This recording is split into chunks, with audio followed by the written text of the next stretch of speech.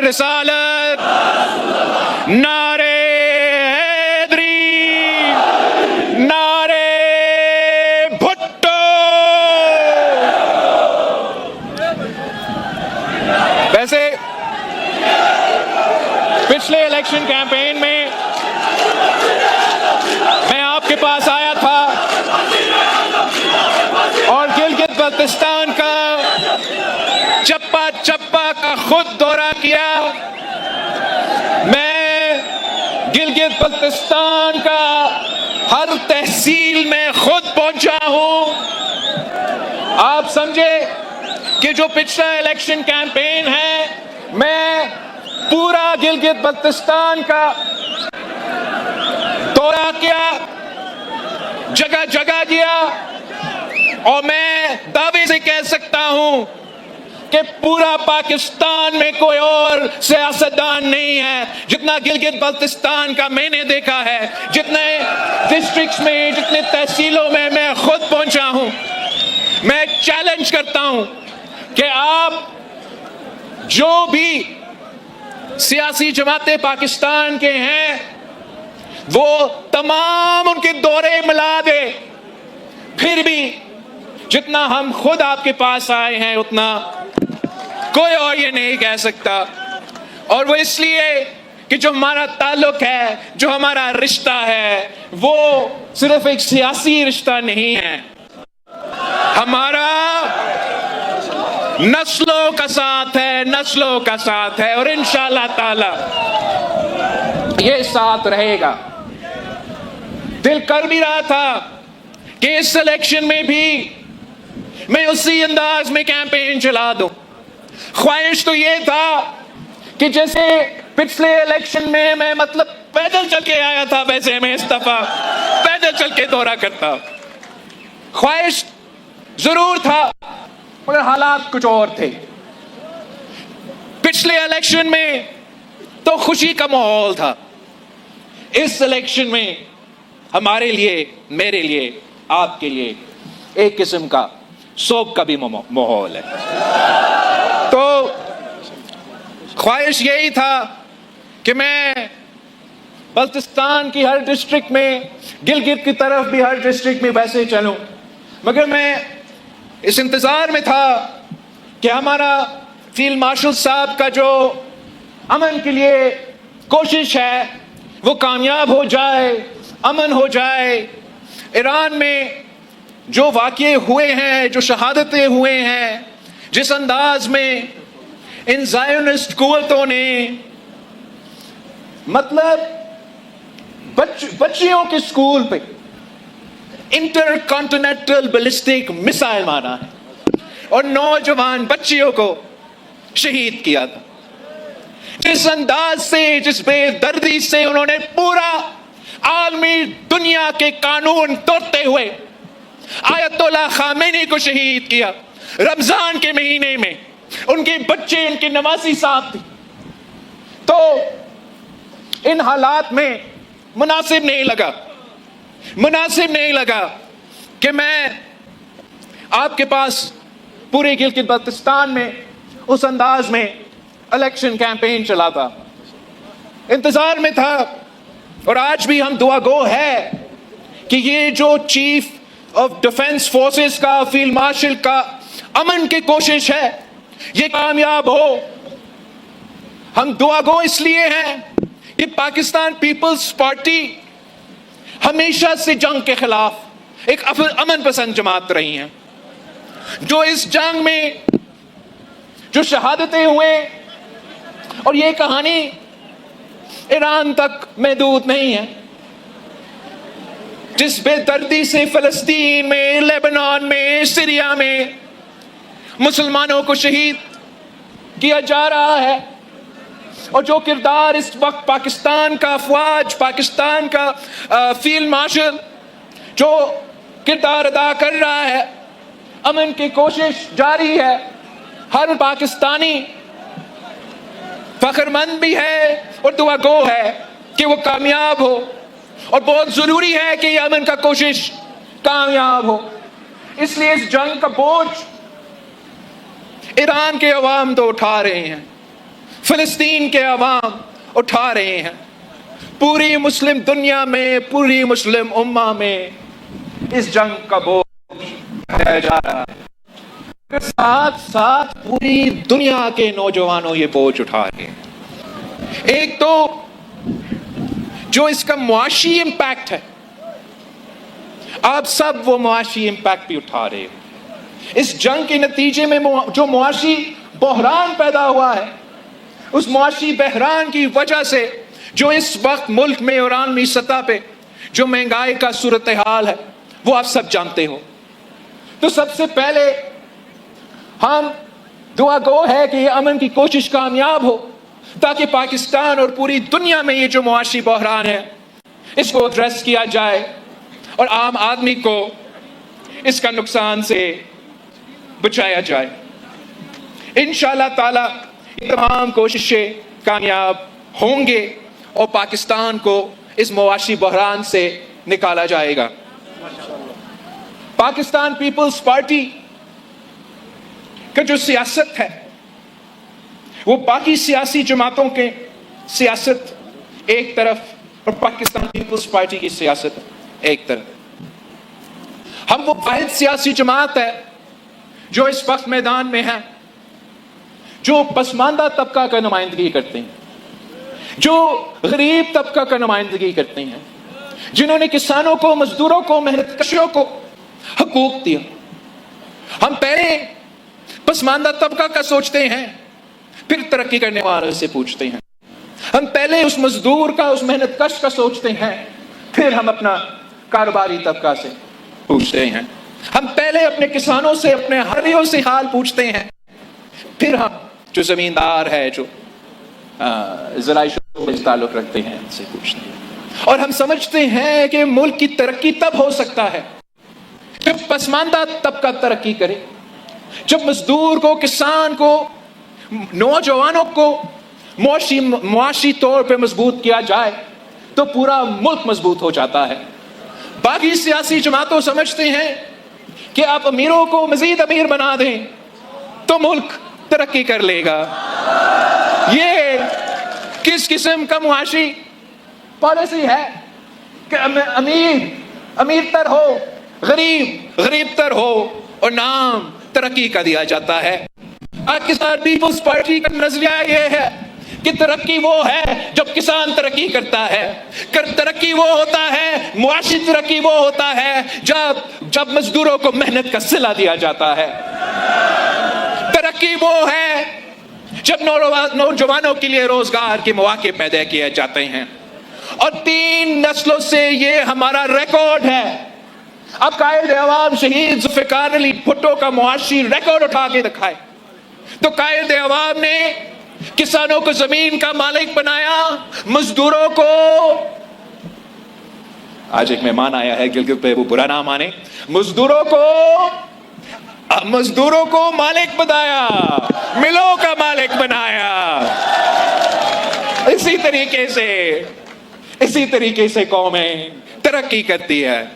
شہید محمد بے نظیر بھٹو جب وزیر اعظم تھی تو مشہور تھی بے نظیر ہوتا ہے جب مزدوروں کو محنت کا صلہ دیا جاتا ہے۔ ترقی وہ ہے جب نوجوانوں کے لیے روزگار کے مواقع پیدا کیے جاتے ہیں۔ اور 3 نسلوں سے یہ ہمارا ریکارڈ ہے۔ اب قائد عوام شہید ذوالفقار علی بھٹو کا معاشی ریکارڈ اٹھا کے دکھائے تو قائد عوام نے کسانوں کو زمین کا مالک بنایا، مزدوروں کو، آج ایک مہمان آیا ہے گلگت پہ، وہ برا نہ مانے، مزدوروں کو مالک بنایا، ملوں کا مالک بنایا۔ اسی طریقے سے قومیں ترقی کرتی ہے۔ شہید محترمہ بے نظیر بھٹو جب وزیر اعظم تھی تو مشہور تھی بیوی کہ بے نظیر آئے گی روزگار لائے گی، بے نظیر آئے گی۔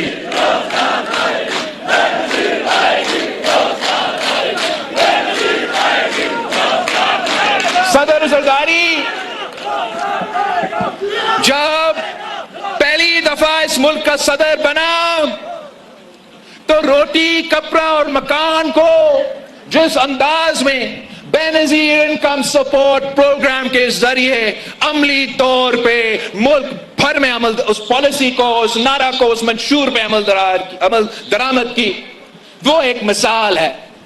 ایک ایسا مثال ہے کہ جب میں اس ملک کا تاریخ کا سب سے نوجوان وزیر خارجہ تھا تو میں دنیا میں چاہتا تھا، ویسے پاکستان میں ہم اس چیز کے عادی ہو گئے ہیں کہ عالمی دنیا ہم سے پوچھے کہ ہم کیسے آپ کو مدد کر سکتے ہیں، اینڈ وہ صحیح ہے، ہم شکر گزار ہیں ان کے جو ہمیں مدد کرتے ہیں. مگر بے نظیر انکم سپورٹ پروگرام وہ واحد ادارہ تھا جو دوسرے ممالک مجھ سے پوچھتے تھے کہ آپ ہمیں کیسے مدد کر سکتے ہیں، ہم بھی اپنے ملک میں غریبوں کا خدمت کرنا چاہتے ہیں، ہمیں بتائیے بے نظیر انکم سپورٹ پروگرام کیسے اپنے ملک میں لے کر آئے. ایجپٹ سے لے کے برازیل تک کسی نہ کسی طریقے سے افریقہ میں بہت سے ممالک کا خواہش یہ ہے کہ وہ اپنے ملک میں بھی ایک بے نظیر انکم سپورٹ پروگرام شروع کرے.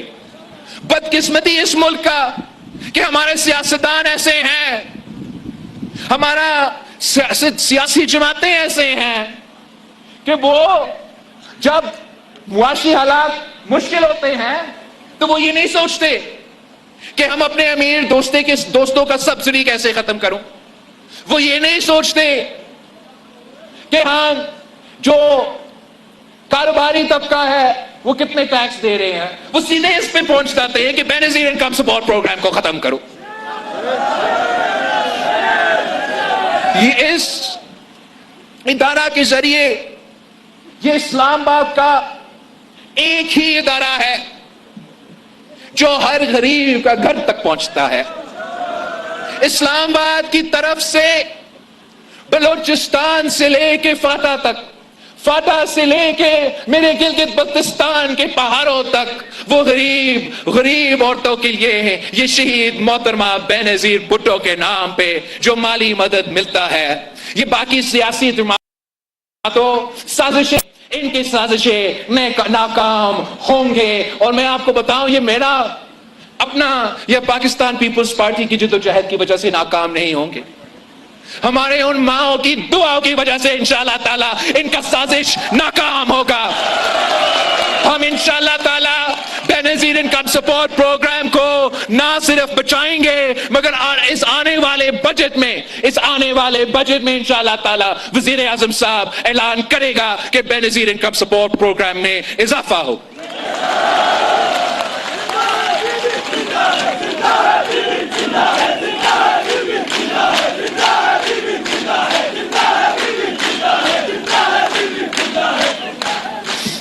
پاکستان پیپلز پارٹی کی سیاست،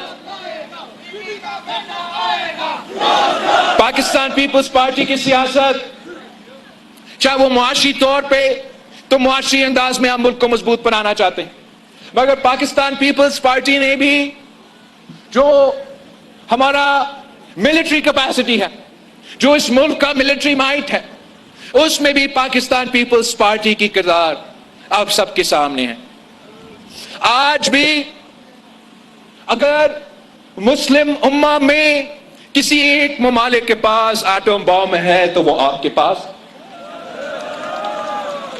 اور یہ جو ایٹامک قوت ہے اس کی وجہ سے کوئی پاکستان کی طرف مالی آنکھ سے نہیں دیکھ سکتے. اور یہ ایٹم بم کا تحفہ قائد عوام شہید ذوالفقار علی بھٹو نے ہمیں دیا. اور یہ جو ایٹامک بم کا تحفہ ہے جس کی وجہ سے آج بھی پاکستان کو عوام شہید ذوالفقار علی بھٹو کری خدا بخش سے پاکستان کا دفاع کر رہا ہے تو اس کا دیا ہوا ایٹامک بم کی تحفہ کی وجہ سے. ایٹامک بم کی بات، پاکستان کا جو میزائل پروگرام ہے، ایٹامک بم تو شہید ذوالفقار علی بھٹو نے ہمیں دے دیا، مگر اس ہتھیار کو، اس ایٹامک بم کو اگر آپ نے کہیں پہنچنا ہے، دشمن ملک تک پہنچنا ہے تو میزائل ایسا ہونا چاہیے کہ وہ सब खैर तो है? सही है, कोई बीमार तो नहीं हुआ? तो उस एटॉमिक बॉम्ब के बाद अगर एटम बॉम्ब कहीं बेचना है, अगर एटम बॉम्ब को इस्तेमाल करना है, तो बॉम्ब के बाद मिसाइल टेक्नोलॉजी जरूरी है। आज पाकिस्तान का दिफा, एक आपका एटम बॉम्ब तो दूसरा अपना मिसाइल प्रोग्राम। एक एटम बॉम्ब कायदे अवाम शहीद जुल्फिकार अली भुट्टो ने हमें दिया, तो मिसाइल टेक्नोलॉजी शहीद मोहतरमा बेनजीर भुट्टो ने दिलवाई थी।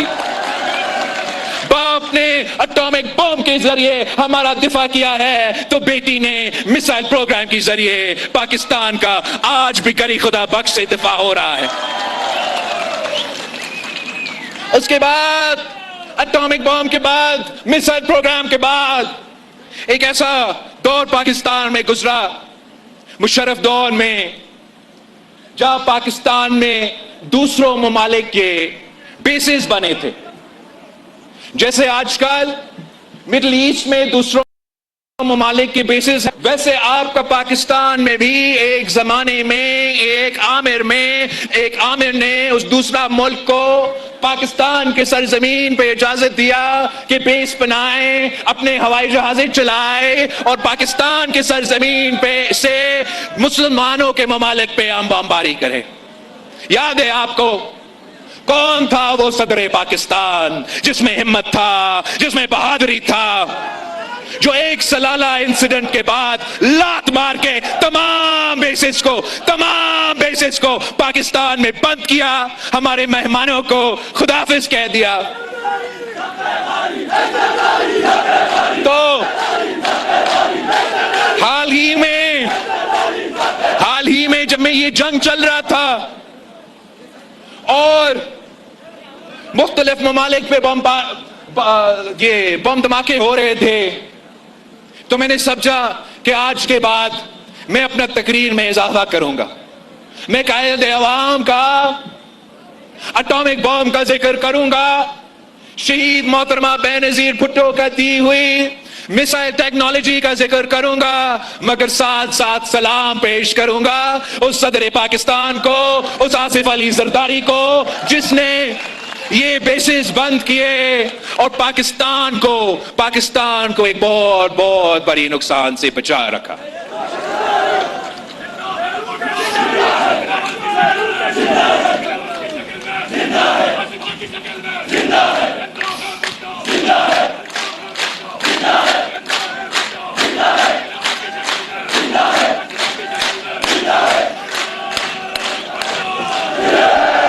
हम चाहते हैं कि पाकिस्तान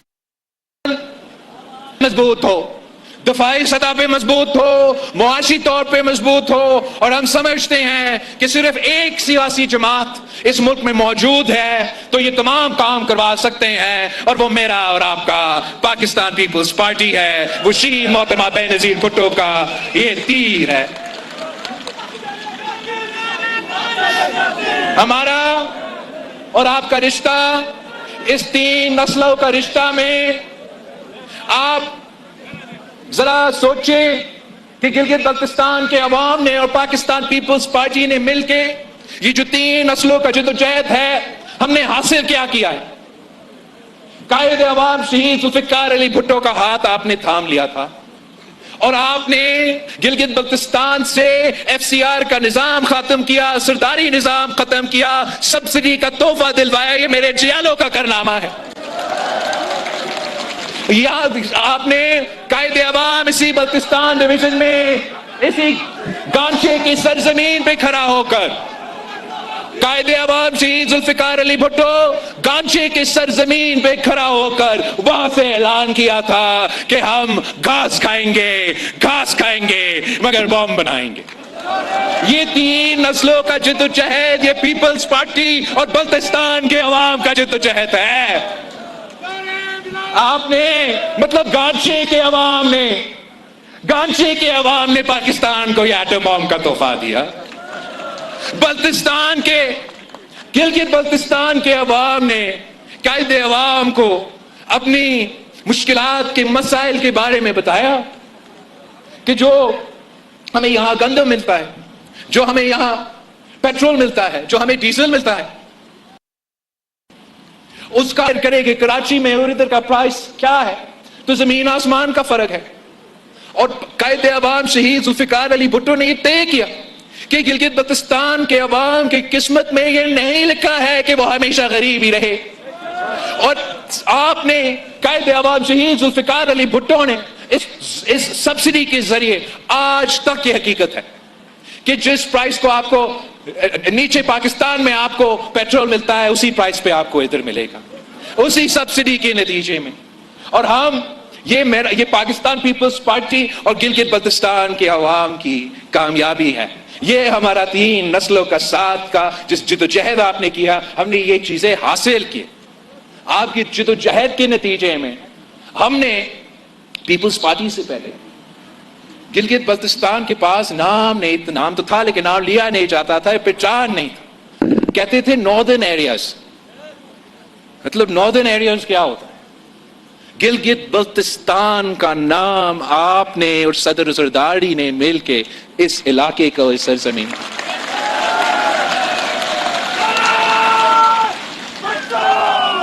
یہ تو ہمارا 3 نسلوں کی سن۔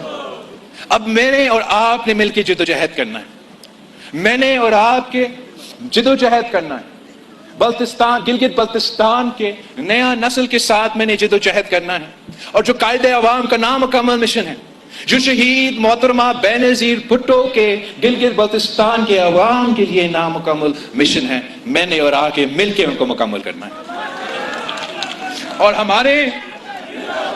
میں اپنے گلگت بلتستان کے جیانوں کے لیے، جہاں قائد عوام نے ہمیں روٹی کپڑا اور مکان کا نعرہ دیا، مانوں میں اگر ہم نے اس روٹی کپڑا اور مکان کا جو دعویٰ ہے، جو نعرہ ہے، جو منشور ہے گلگت بلتستان میں، اس پہ عمل درآمد کرنا ہے تو ہمیں 3 اصولوں پہ کام کرنا پڑے گا کہ گلگت بلتستان کے عوام کو ہمیں حق حاکمیت دلوانا پڑے گا، حق ملکیت دلوانے پڑے گا، اور جو نوجوان ہیں ان کے حق روزگار دلوانا۔ تو یہ میرا اور آپ کا پیپلز پارٹی کا نیا نسل کا جدوجہد آپ کو حق حاکمیت دلوانے کا ہوگا۔ اور ہم سمجھتے ہیں کہ وہ تب ہوگا جب ہم گلگت بلتستان کو تمام 18ویں ترمیم کے جو پروٹیکشنز ہے، جو سہولتیں ہیں، جو طاقت ہے، جو آپ کو اپنے وسائل کے مالک بنائے گا، آپ کے اپنے قسمت کا مالک بنائے گا، وہ تب ہوگا جو 18ویں ترمیم کے اختیار صوبہ سندھ کے پاس ہے، صوبہ پنجاب کے پاس ہے، صوبہ بلوچستان کے پاس ہے، صوبہ پختونخوا کے پاس ہے۔ جب وہ صوبہ گلگت بلتستان کے پاس وہ اختیار ہوگا، وہ طاقت ہوگا، وہ آئینی تحفظ ہوگا، تو پھر ہمارا نیا نسل سمجھیں گے کہ ہم کامیاب ہوئے ہیں۔ جہاں اس حق حاکمیت کو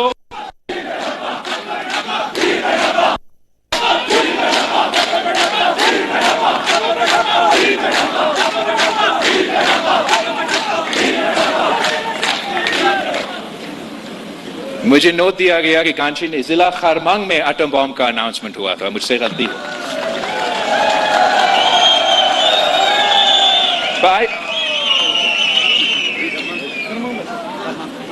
یہ تو مقابلہ کرتے آ رہے ہیں نا، کہ مطلب اتنا تو صحیح ہے۔ چلے، بلتستان سے تو ہوا نا، بلتستان کی سرزمین سے ہوا، تو میں یہ کہنے میں پھرتا ہوں جہاں میں جاتا ہوں کہ یہ ایٹم بم کا تحفہ جو پاکستان کو دیا گیا وہ بلتستان کے سرزمین سے اعلان ہوا، تو بلتستان کا تحفہ۔ حق حاکمیت کے بعد ہمیں حق مالکیت چاہیے۔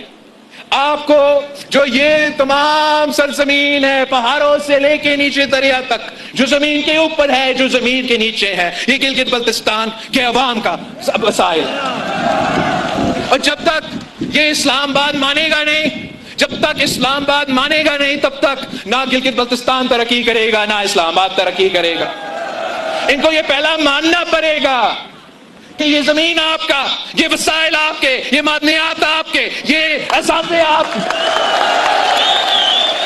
اور ہاں، ہم چاہتے ہیں کہ کاروبار ہو کیوں نہ ہو, ہم چاہتے ہو کہ معاشی ترقی ہو کیوں نہ ہو, مگر سب سے پہلا حق بلتستان, گلگت بلتستان کے عوام کے پاس, پہلا حق بلتستان کے, پھر بعد میں بالکل دوسرے کے حق. سب سے پہلا حق آپ کا. آپ ترقی کریں گے, آپ معاشی طور پہ مضبوط ہوں گے, تو وہ سامان تو اسلام آباد سے ہوتے ہوئے کراچی پورٹ تک جائے گا نا. وہ آپ کا کراچی کا نام بھی انہوں نے پاکستان اسٹاک ایکسچینج بنا, آپ کے پاکستان اسٹاک ایکسچینج کو اس کا معاشی فائدہ ہوگا, آپ کی معیشت کو فائدہ ہوگا.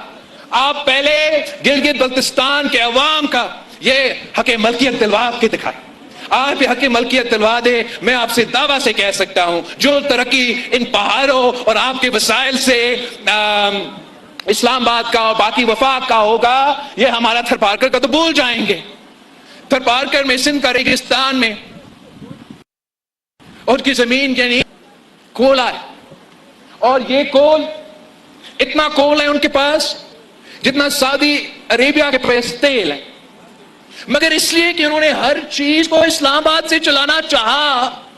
وہ کام جو شہید محترمہ بینظیر بھٹو 90 کے دہائی میں کر رہی تھی, وہ آپ جا کے ہم نے 2015 سے لے کے شروع کر دیا. اور وہ کیسے کیا؟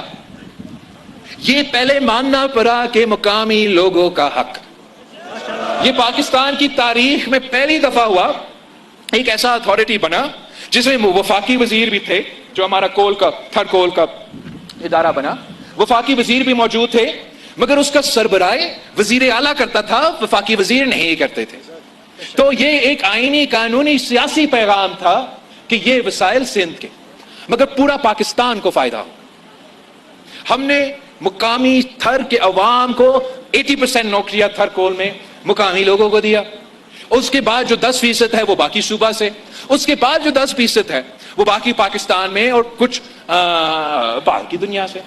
تو مقامی لوگوں کا اونرشپ ہوا, اس منصوبہ کا اونرشپ ہوا اس حد تک جو ان گاؤں کے جہاں سے یہ کولا نکلا اور ان کو یہ لوکیشن چینج کرنا پڑا, ان کے لیے ہم نے مفت بجلی کا بندوبست کیا.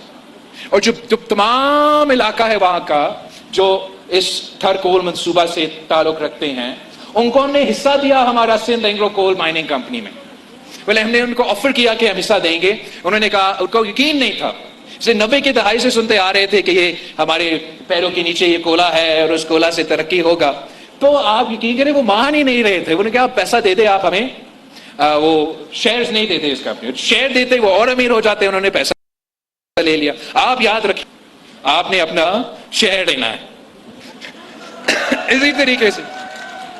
اسی طریقے سوچ تو یہ تھا کہ تھر کول میں ترقی کرنا ہے, اس کا فائدہ صوبہ سندھ کو تو ہوگا ہی ہوگا, پورا پاکستان کو ہوگا. جہاں بجلی پہنچ رہا ہے پورا پنجاب کو بھی بجلی پہنچائے گا, وہاں کو بھی فائدہ ہوا. لیکن سب سے پہلے وہ مقامی لوگوں کو فائدہ ہوا. اور یہی وجہ ہے کہ سی پیک کا سب سے جو تمام منصوبے آپ کمپیئر کریں, جو سب سے کامیاب منصوبہ ہے وہ تھر کول کا منصوبہ ہے, جس کی وجہ سے پورا تھر پارکر کا ریگستان تبدیل ہو چکا ہے اور انشاءاللہ تعالی پاکستان کی قسمت تبدیل ہوگا.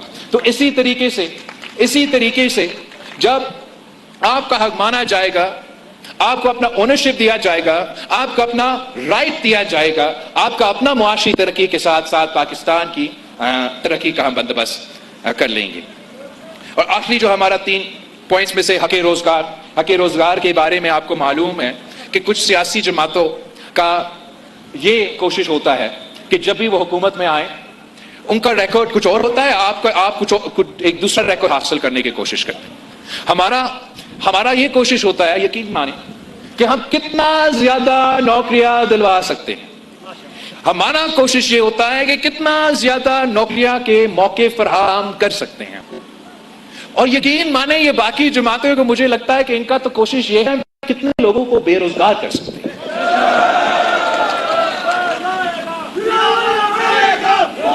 تو پاکستان پیپلز پارٹی 3 نسلوں سے پاکستان کے گلگت بلتستان کے عوام نوجوانوں کے لیے روزگار دلوانے کے لیے محنت کر رہے ہیں, چاہے وہ پاکستان کے اندر ہو, چاہے وہ حکومت کا, پبلک سیکٹر کا, پرائیویٹ سیکٹر کا ہو. جب پاکستان میں ہمیں جب پاکستان میں نہیں تو بھی ہم کوشش کرتے ہیں، لیکن روزگار دلوانا آپ کا محنت اور حکومت کا کوشش سے ہی ہوگا۔ یہ خود بخود جو وہ سمجھتے ہیں کہ وہ امیر لوگوں کو مزید امیر بنائیں گے، وہ امیر لوگوں کے پاس مزید ایسا ہوگا تو وہ شاید مزید لوگوں کو نوکریاں دیں گے۔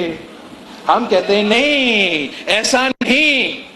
آپ امیروں کو امیر کرنے کے بجائے ہمارے غریب کے نوجوانوں کو نوکری دلوا کے، معاشی ترقی دلوا کے، ان کو امیر بنا کے میں آپ کو دکھا دوں کہ کیسے ہم پاکستان کی معیشت کو عالمی سطح کا معیشت، عالمی طاقت نہ صرف دفاعی سطح سے مگر معاشی انداز میں بھی بنائیں گے۔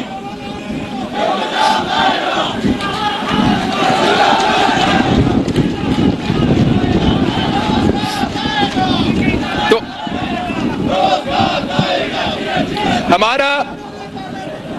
ہمارا عوام دوست، غریب دوست سیاست اور ان کا عوام دشمن، غریب دشمن سیاست، گلگت بلتستان کے عوام نے 7 جون پہ یہ فیصلہ کرنا ہے، اپنا ووٹ کی طاقت استعمال کر کے یہ فیصلہ کرنا ہے کہ کیا آپ نے عوام دوست حکومت بنانا ہے یا عوام دشمن حکومت بنانا ہے؟ آپ نے غریب دوست حکومت بنانا ہے یا غریب دشمن حکومت بنانا ہے؟ اگر آپ نے امیر دوست حکومت بنانا ہے، غریب دوست حکومت بنانا ہے، تو یہ ہمارا 3 نسلوں کا ٹریک ریکارڈ ہے کہ ہم غریب دوست حکومت بناتے ہیں، ہم عوام دوست حکومت بناتے ہیں۔ تو جائے اس تیر پہ مور لگائے اور آپ اپنا حکومت بنائیں۔ آپ خاص طور پہ میں چاہ رہا ہوں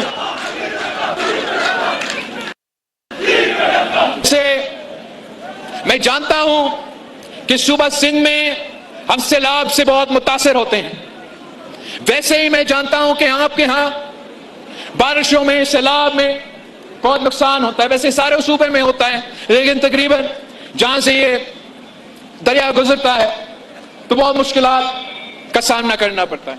اور ہمارے لیے، میرے لیے جو سب سے بڑا امتحان تھا وہ جب میں وزیر خارجہ تھا اور ایک تاریخی سیلاب آیا جس میں سندھ کا 2/2 سرزمین سندھ کا پانی کا نیچے تھا۔ آپ ہیلی کاپٹر گھومتے تھے تو ایسے لگ رہا تھا کہ سمندر لڑکانوں تک پہنچ چکا تھا۔ اور میں جہاں ہم عوام میں جب جاتے تھے تو ہمیں ایک ہی مطالبہ سننا پڑتا تھا کہ ہمارا گھر آپ بنا کے دیں۔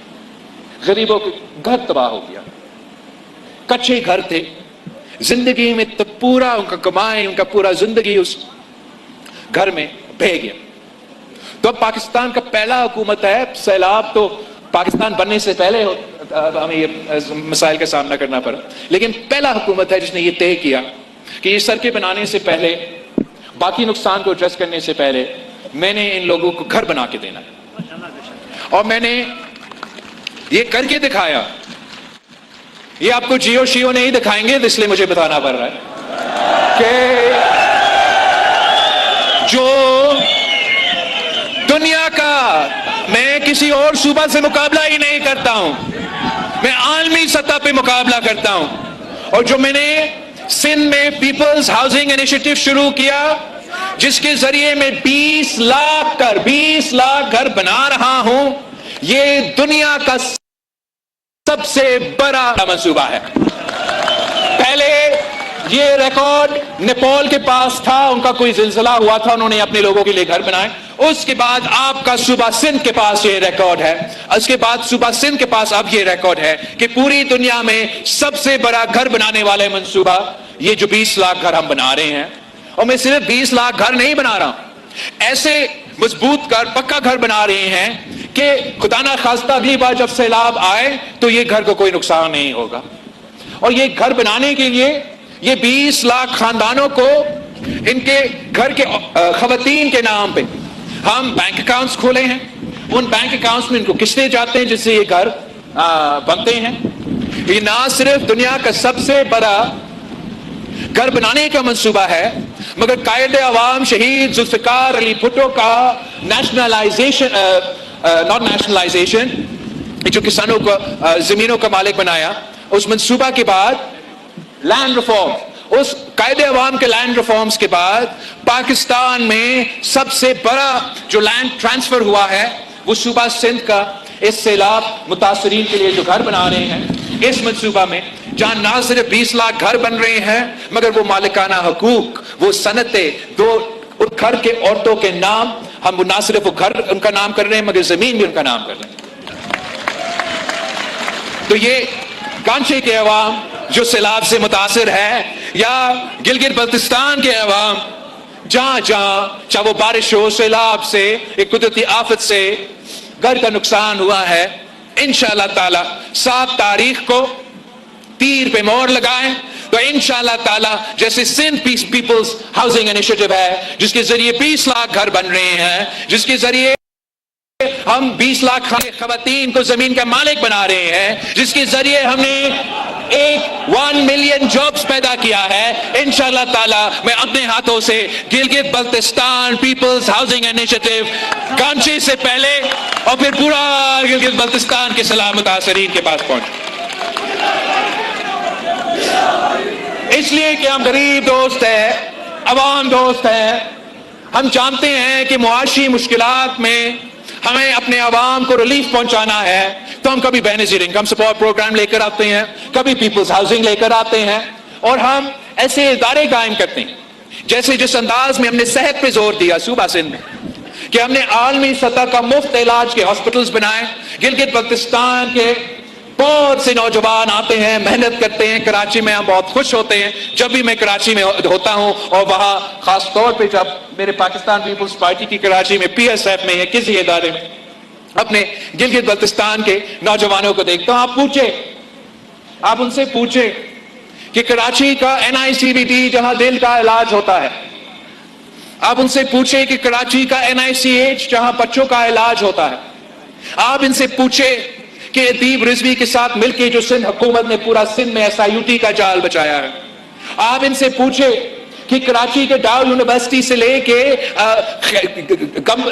خیرپور کی تحصیل گمبر میں جو جیمز ہاسپٹل ہے، آپ ان سے پوچھیں کہ ان تمام ہاسپٹلز میں عالمی سطح کا علاج ملتا ہے، مفت دل کا علاج، مفت کڈنی کا علاج، مفت لیور کا علاج، مفت کینسر کا علاج، تمام عالمی سطح کا مہنگا ترین علاج اور 100% مفت۔ اور اگر آپ کراچی سے تعلق رکھتے ہیں، پاکستان سے تعلق رکھتے ہیں، ہم یہ نہیں پوچھتے، اس لیے میں سمجھتا ہوں باقی جماعتوں کیا کرتے ہیں، باقی جماعتوں اپنے حکومت کے ہاسپٹلز کو بھی پرائیویٹائز کرتے ہیں تاکہ ان کے امیر دوست نہ صرف اپنے ہاسپٹل سے کمائیں، وہ حکومت کے ہاسپٹل سے بھی کمانا شروع کر دیں۔ کمانے میں کوئی مسئلہ نہیں ہے، کاروبار کریں، پروفٹ کے لیے آپ ہاسپٹلز بنائیں، مگر حکومت کا ذمہ داری ہوتا ہے کہ وہ بھی ساتھ مفت علاج کا عالمی سطح کا ہاسپٹلز بنائیں۔ اس سے 2 چیزیں ہوتے ہیں، ایک یہ کہ میں سمجھتا ہوں کہ یہ ایسا نہیں ہونا چاہیے کہ کوئی بیمار ہو، وہ علاج موجود ہو مگر وسائل نہ ہونے کی وجہ سے وہ خدا نخواستہ فوت ہو جائے۔ تو ایک یہ بھی ضروری ہے کہ ہم نے عام آدمی تک مفت علاج، اور میں سمجھتا ہوں اس لیے ہم غریب دوست اور عوام دوست جماعت ہیں کہ ایک سب سے مہنگا خرچہ ہو سکتا ہے کسی خاندان کے لیے وہ تب ہوتا ہے جب وہ اس امتحان سے گزرتے ہیں کہ ان کا کوئی بزرگ بیمار ہو جاتا ہے اور پورا خاندان پہ ایک معاشی بوجھ ایسا آ جاتا ہے کہ ان کا کمر ٹوٹ جاتا ہے۔ تو اس لیے میں نے پورا سندھ میں یہ مفت علاج کا جال بچایا ہے تاکہ چاہے وہ گلگت بلتستان سے تعلق رکھے، پنجاب سے کیوں نہیں تعلق رکھے، بلوچستان سے تعلق رکھے، وہ آئے خیرپور میں آئے، ہمارا چھوٹا سا تحصیل گمبٹ ہے، وہاں عالمی سطح کا مفت علاج۔ پہلے انڈیا جانا پڑتا تھا لیور ٹرانسپلانٹ کے لیے، کڈنی ٹرانسپلانٹ کے لیے، اب انڈیا جانے کی ضرورت نہیں، خیرپور آ کے، اور انشاءاللہ تعالی 7 جون کو انشاءاللہ تعالی 7 جون کو گلگت بلتستان کے عوام تاریخی تعداد میں باہر نکل کے تیر پہ تھپڑ لگائیں گے، آئیں گے، پیپلز پارٹی کی حکومت بنائیں گے تاکہ میں آپ کو حق میں دلوا سکوں، تاکہ میں آپ کو حق مالکیت دلوا سکوں، تاکہ میں آپ کو حق روزگار دلوا سکوں، تاکہ تاکہ میں بلتستان میں سکردو سے لے کے گانجے تک میں مفت علاج کا جال بچا سکوں، تاکہ میں گلگت کی طرف بھی مفت علاج کے ہاسپٹلز بنا سکوں.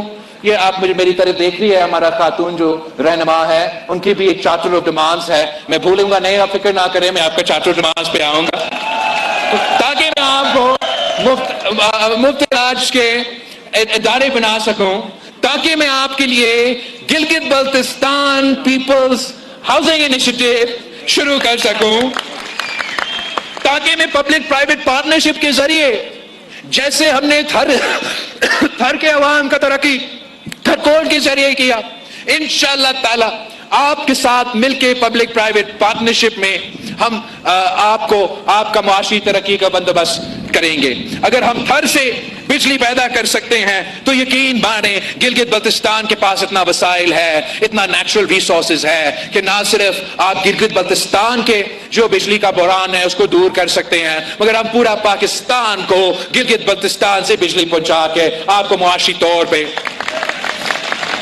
کوئی مجھے بتا رہا تھا کہ کوئی وزیر آیا تھا، وہ کہہ رہا تھا کہ میرا دائیں ہاتھ کا کام ہے، میں 100 میگا واٹ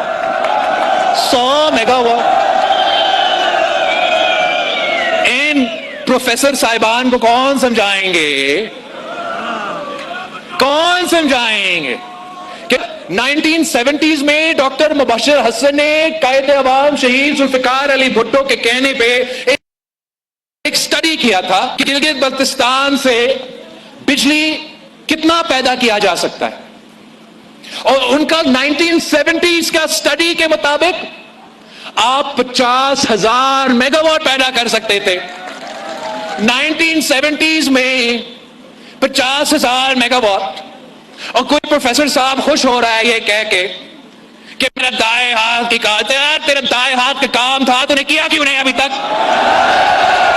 میرا بائیں ہاتھ کی کام ہے. انشاءاللہ تعالی ہم آپ کا نہ صرف گلگت بلتستان میں یہ 50,000 کا 1970s کا سرجری کے مطابق یہ 50,000 میگا واٹ کا اگر ہم نے پوٹینشل ان لاک کرنا ہے تو کوئی اسلام آباد میں بیٹھا ہوا بابو نہیں کر سکے گا. کوئی پروفیسر صاحب اپنا چاند ایسے چشمے لگا کے یہ نہیں کر سکے گا. انشاءاللہ تعالی میں اور آپ مل کے پبلک پرائیویٹ پارٹنرشپ کے ذریعے گلگت بلتستان کے عوام خود اپنا بجلی پیدا کرے گا، پھر ہم اسلام آباد کو بیچیں گے، بجلی بیچیں گے. پروفیسر صاحب فکر نہ کرے، ہم کم قیمت پہ آپ کو بیچیں گے. یہ آپ گلگت بلتستان کے عوام اب اپنے فیصلے خود کریں گے. گلگت بلتستان کے عوام اپنی قسمت خود طے کریں گے.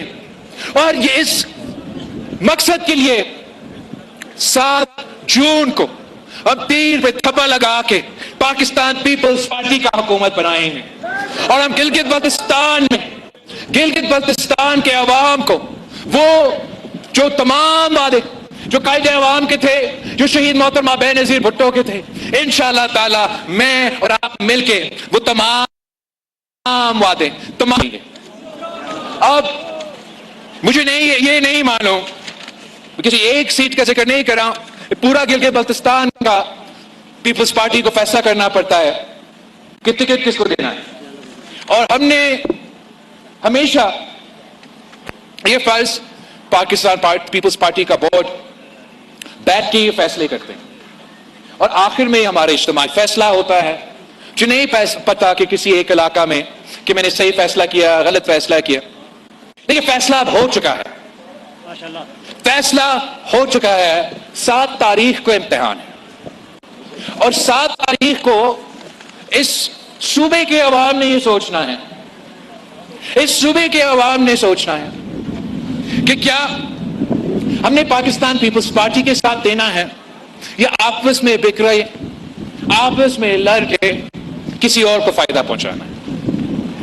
اگر آپ پاکستان پیپلز پارٹی کے تیر کے امیدواروں کو پورا بلتستان ڈویژن، پورا گلگت ڈویژن سے اگر آپ پاکستان پیپلز پارٹی کے تیر کے امیدواروں کو جتوائیں گے، مجھے گلگت کی اسمبلی میں وہ بھاری اکثریت دلوائیں گے تو پھر میں صحیح معنوں میں آپ کے لیے کام کر سکوں گا، آپ کے لیے آپ کے مسائل کا حل نکال سکوں گا۔ ہم آج میں اس اسکردو میں کھڑا ہوں اور بلتستان کے عوام کے ساتھ، اور خاص طور پہ اسکردو کے عوام کے ساتھ جو میرا خاندان کا، میرا جماعت کا رشتہ ہے، وہ آپ کے سامنے ہے۔ ہم اسکردو کے عوام سے اتنا پیار کرتے ہیں کہ پہلے مجھے موقع ملا تو وزیر اعلیٰ کا کرسی، دوسری دفعہ موقع ملا تو اسکردو کو ہم نے گورنر کا کرسی۔ احترام ہے، عزت ہے۔ ہمارا سابق وزیر اعلیٰ اور موجودہ ڈاکٹر مہدی شاہ صاحب کے لیے، مگر یہ مہدی شاہ صاحب کے لیے صرف عزت نہیں تھا، یہ پاکستان پیپلز پارٹی، صدر زرداری اور میں اسکردو کے عوام کو عزت دے رہا تھا۔ اور میں اتنا خوش ہو رہا ہوں کہ اس الیکشن میں میرا بھائی توقیر لڑ رہا ہے، نیا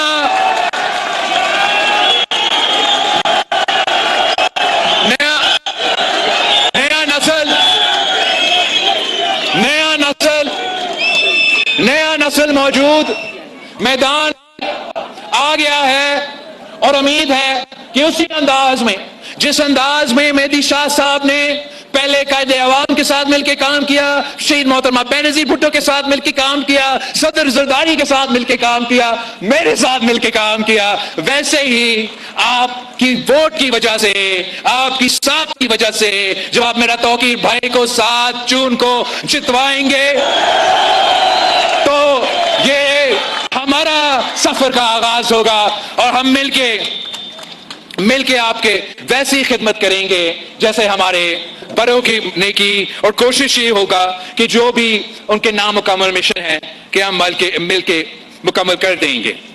پھر میرا اسکردو 2 میں محمد علی شاہ صاحب ہے، اور میں پچھلے الیکشن میں آپ کے پاس آیا تھا، اس الیکشن میں میں ہوں، اور اسکردو 2 کے عوام سے اب یہ درخواست ہے کہ اس دفعہ میرا اسکردو 2 کا سیٹ نہیں رہنا چاہیے۔ اس دفعہ آپ کو تیر پہ تھپا لگا کے محمد علی شاہ صاحب کو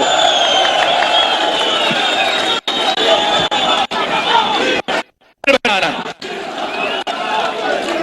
اسکردو 3 کا فدا محمد صاحب،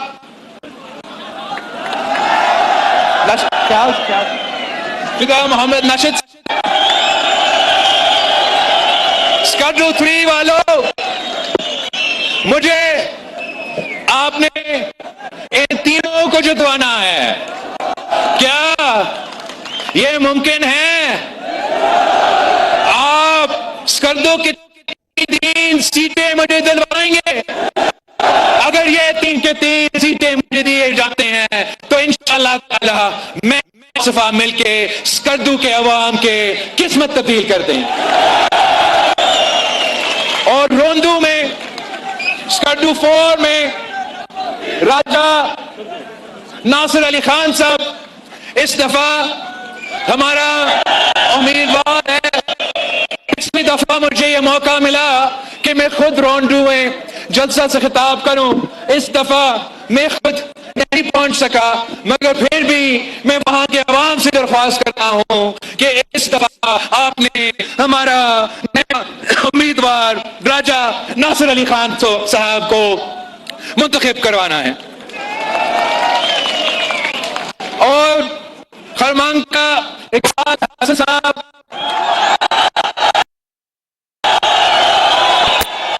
اب خرمانگ والوں،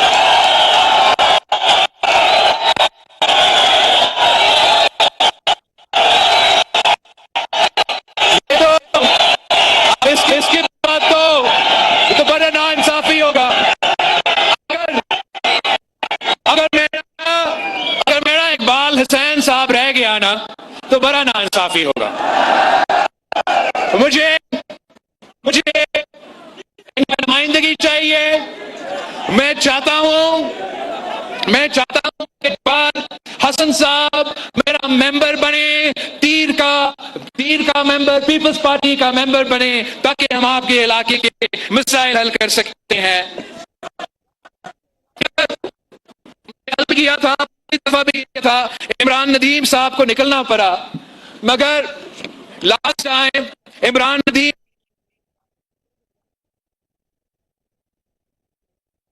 سکتا ہوں شگر کے عوام سے کہ مجھے یہ سیٹ چاہیے ہر قیمت. اور گانچے ون کا ڈاکٹر عاتق حسن حسین,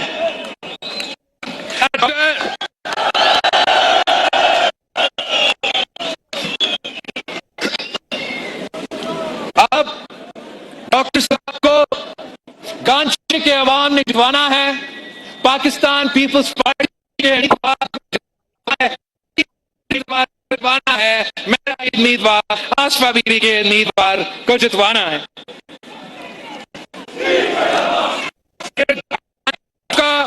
میرا آمنہ انصار ہے,